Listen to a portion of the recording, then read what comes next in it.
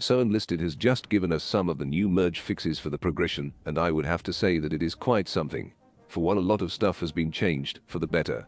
However, is it enough? Well, in this video we are going to explore just that. Of course, this video has been made possible through the friends at Discord, meaning that if you haven't liked, subscribed or joined the Discord, I highly suggest that you do. That said, let's get started. Let us first start with what Enlisted has changed, which is a lot. For one, matchmaking will be mainly focused on the tier levels.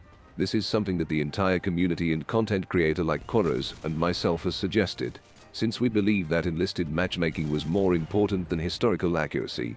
However, how will this exactly work? Well, each of the 4 countries will be split into 2 queues.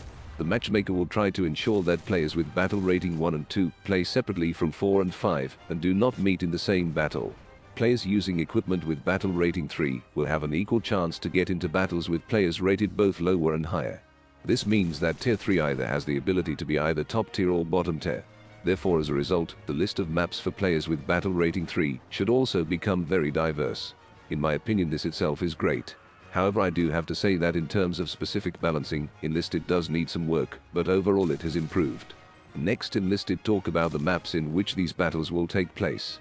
When I first read this section, I thought Enlisted was going to be making this overly complicated. However, after some though, I do believe that it is not that complicated.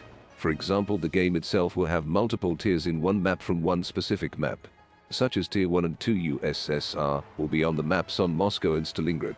Although this looks like map restriction, hopefully Enlisted matchmaking system isn't going to be constricted on the maps and just gives us the maps based on the match itself. Overall, I do think this is a very interesting idea. I do prefer to get all the maps where the USSR is in, not just Moscow and Stalingrad, but at least it makes sense for now. You see, the problem I have with this is that Enlisted is in theory creating restrictions for itself. Of course, this could be bypassed because the matchmaking will only give us certain map for the tiers, which is interesting.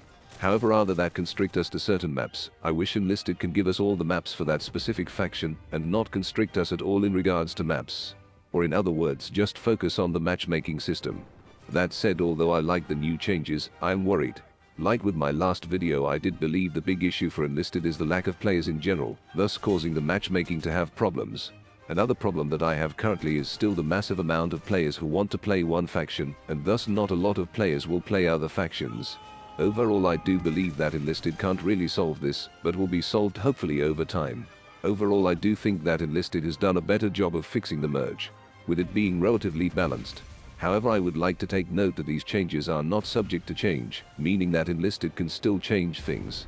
I would like to say that I do prefer Enlisted giving us another dev server right before the merge, with matchmaking this time to test out the matchmaking itself. That said, Enlisted has improved, and they are also listening to our suggestion, which is great. That said, what do you think about the Enlisted merge? Comment in the comment section down below, and I'll see you in the next one.